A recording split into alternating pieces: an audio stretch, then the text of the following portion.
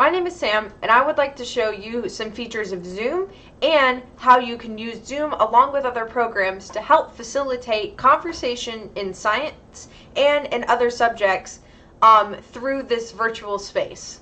Let's get started. So I'm going to be focusing on Zoom for this video. One of my favorite features of Zoom is this share screen feature. This feature not only allows people to see your screen, but also to access collaborative tools that you can use to build certain things within Zoom itself. So some of the features of share screen are you can share specific windows. So if I just wanted to show my students a specific document, I can do that. Or if I wanted for them to see my entire window screen, then they would be able to see that as well. But my favorite feature is the whiteboard feature. So if I'm going to click on whiteboard and I'll click on share. So the reason why this whiteboard feature is my favorite feature is because it acts very similarly to the whiteboard that you would have in your classroom or that students would be collaborating on. So the cool thing about this is that it has many different tools. It has a draw tool in which you can use these features in order to draw certain things. So this is more of a kind of like a highlighter kind of tool, and you can change the color. So if I wanted it to be purple, I can make this purple.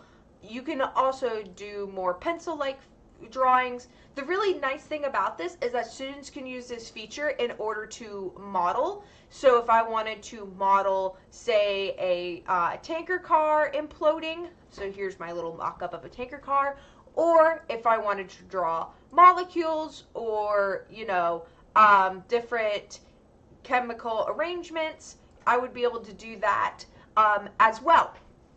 Some of the other great features about this is that you can also type. So this comes in really handy if students are sharing ideas out in class and you want to record them on a shared space. So say students were offering ideas about a video you showed them, you can record the ideas. You can also have students use this feature in order to build their claim, evidence, and reasoning boards, much like they would in class. So students would be able to draw as well as type these features within this board.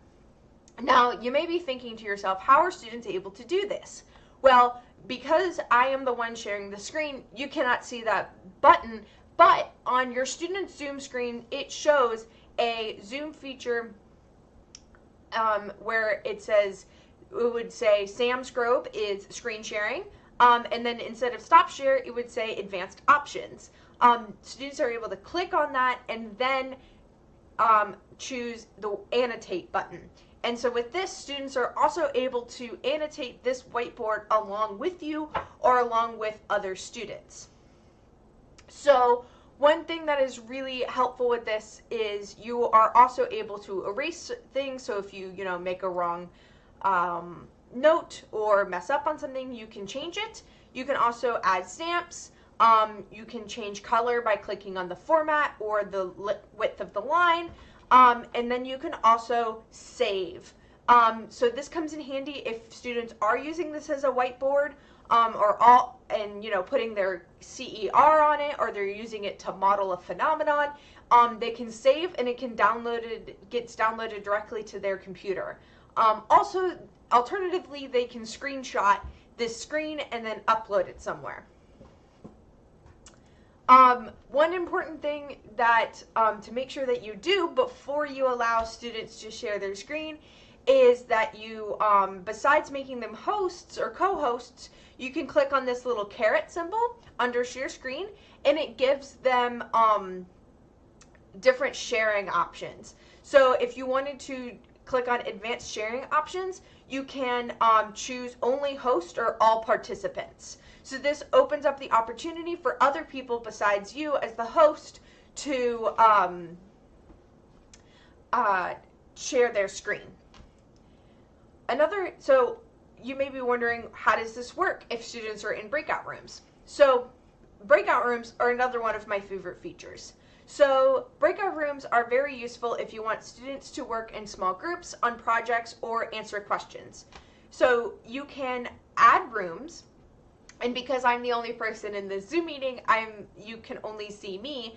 But if you were to click assign, the students would pop out on a list out on the right-hand side, and you would just be able to click the students' names and add them to that group. This is really nice if you want to put students in groups of 4 or 5 in order for them to collaborate on a project together, or if you want them to, quickly think about and answer a question if you present them one in class. Much like we would do in person, turn to your shoulder partner, turn to your table and talk. You would just, put them in breakout groups and send them on their way. One option that I really like when I am monitoring my breakout rooms as a teacher is when you open the rooms, there is an option on this screen that you can just go to room. So it would be right here next to assign, and you would click go to room, and this makes it really easy to jump in between breakout rooms without having to return to the main screen and then click on that breakout room.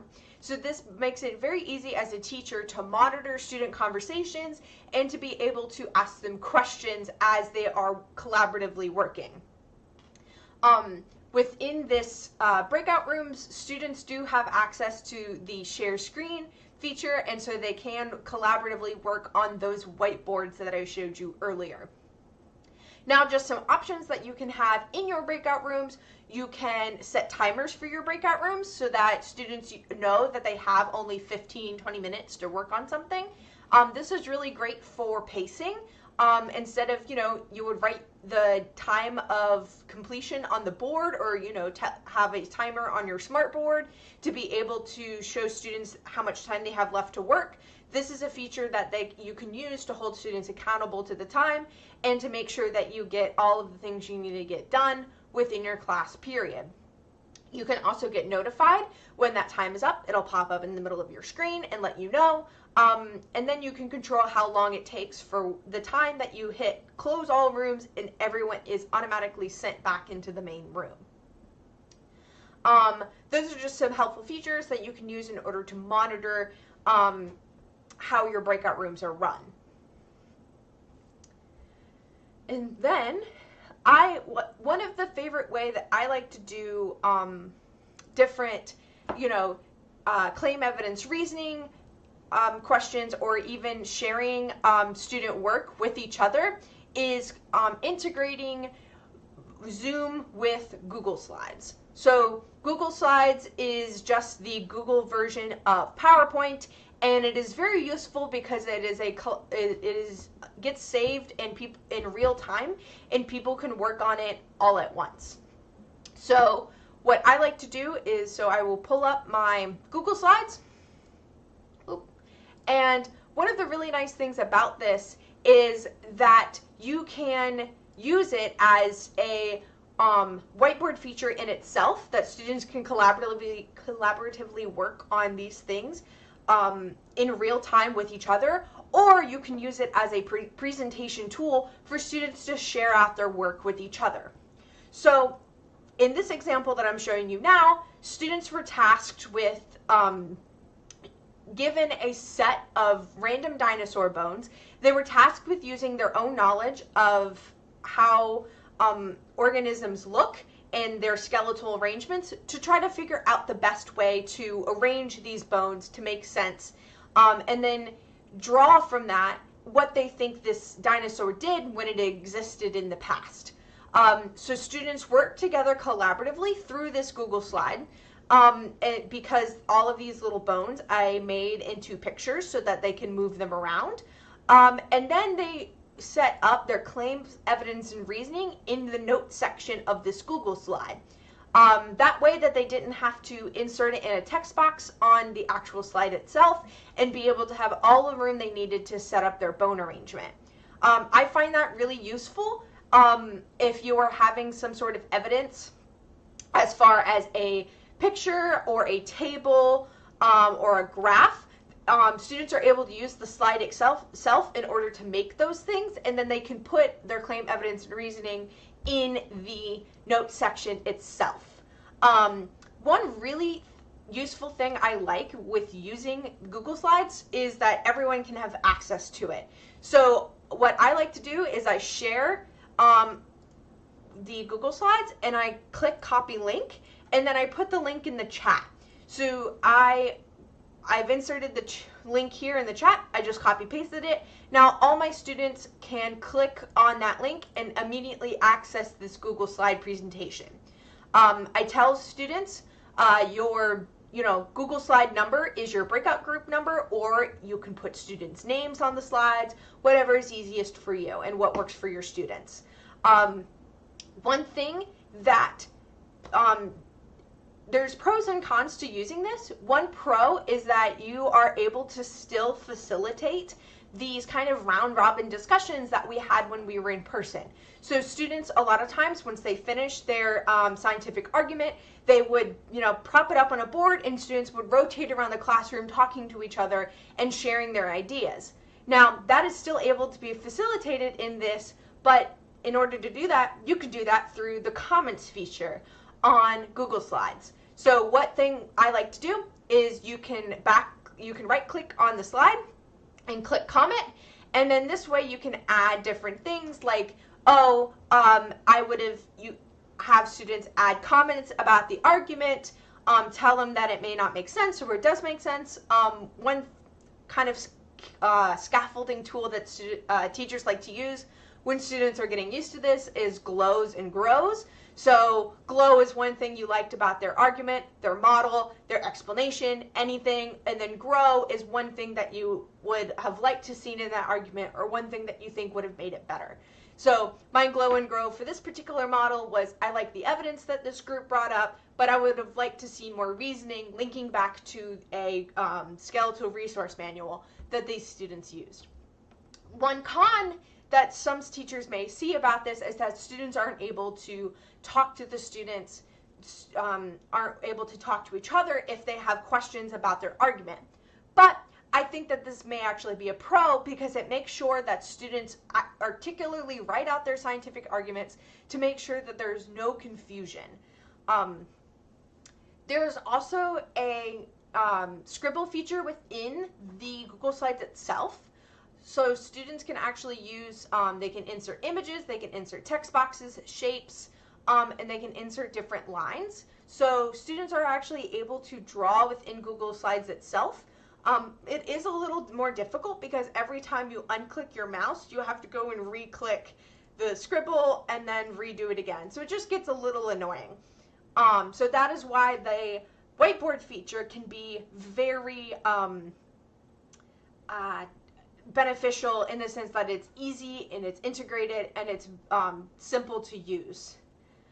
So using the comments feature within Google Slides, I think it's very, how I instruct my students to do it is I say, okay, in order to leave comments, look at the slide that is under yours. So if I was group 3, I would start looking at group 4's slide, and so I would start looking at slide number 4, and then rotate my feedback that way. So I would do 5, 6, 1, 2, so on. So it makes it sure that all students get, all groups get equal feedback across the class, and make sure that one group just doesn't get all of the feedback since it's at the top. I feel like this is a good way to facilitate those kind of round robin and feedback sessions, since they're not currently available in person. I hope you've enjoyed this presentation on how to use Zoom and Google Slides in order to facilitate scientific conversations. If you have any questions, please do not hesitate to reach out to me or anyone on the team. Thank you so much. Happy teaching!